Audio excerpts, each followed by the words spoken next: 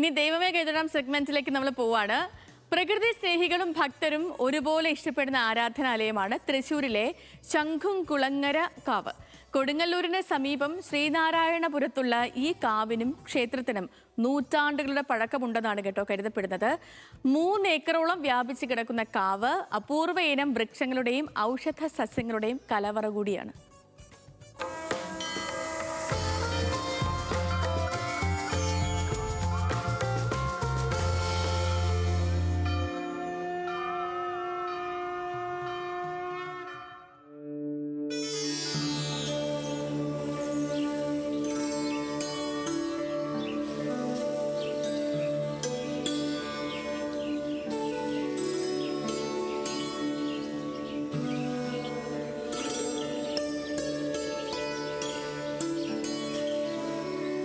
ശ്രീനാരായണപുരം എന്ന തീരദേശ ഗ്രാമത്തിൽ ഈയൊരു കാവുണ്ടെന്നത് തന്നെ അത്ഭുതമാണ്.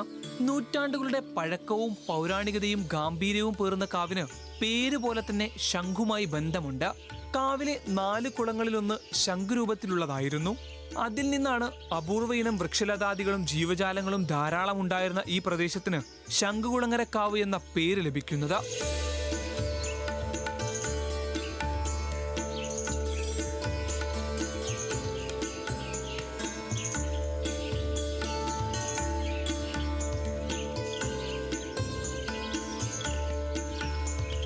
ശ്രീനാരായണപുരത്തെ ഹൈന്ദവ ഭക്തരുടെ പ്രധാന ആരാധനാലയമെന്ന പ്രത്യേകതയും ശംഖുകുളങ്ങര കാവിനുണ്ട്.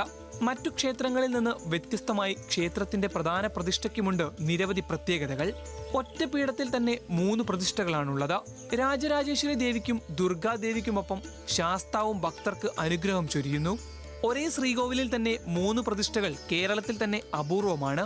താഴികക്കുടമില്ലാത്ത ക്ഷേത്രത്തിൽ മഴ പെയ്യുമ്പോഴെല്ലാം നടുവിലിരിക്കുന്ന ദുർഗാദേവിയുടെ ശിരസിൽ ജലധാര നടത്തുന്നുവെന്നും ഭക്തർ വിശ്വസിക്കുന്നു. ഇത് ഏകദേശം 3 ഏക്കറിൽ താഴെയാണ് ഈ കാവ് നിലകൊള്ളുന്നത്.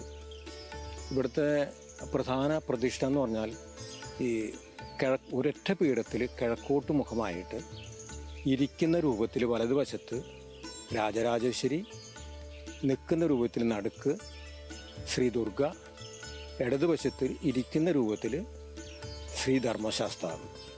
അപ്പോൾ ഇതിൻ്റെ നിർമ്മിതി എങ്ങനെയാണെന്ന് വെച്ചാൽ മഴക്കാലത്ത് മഴ പെയ്യുമ്പോഴൊക്കെ ശ്രീ ദുർഗയുടെ ശിരസിൽ ശ്രീകോവിലിനകത്ത് ജലം വീഴുന്ന രീതിയിലാണ്. നിത്യഹരിത വനങ്ങളിലേതിന് സമാനമായ നിരവധി വൃക്ഷലതാദികളും ഔഷധ സസ്യങ്ങളാലും സമ്പന്നമാണ് കാവ്. വിദഗ്ധരും ഗവേഷകരും നടത്തിയ പഠനങ്ങളിൽ 270-ൽ പരം ഔഷധ സസ്യങ്ങൾ കാവിലുണ്ടെന്ന് കണ്ടെത്തിയിട്ടുണ്ട്. കാലപ്പഴക്കം കാരണം മരങ്ങൾ നശിച്ചു പോകുന്നതല്ലാതെ കാവിൽ നിന്ന് ഒരു മരം പോലും വെട്ടിയെടുക്കാറില്ല.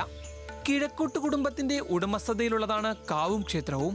എന്നാൽ പ്രദേശവാസികളും പരിസ്ഥിതി സ്നേഹികളുമെല്ലാം കാവുമായി ബന്ധപ്പെട്ട കാര്യങ്ങളിൽ എപ്പോഴും സഹകരിക്കാറുണ്ട്.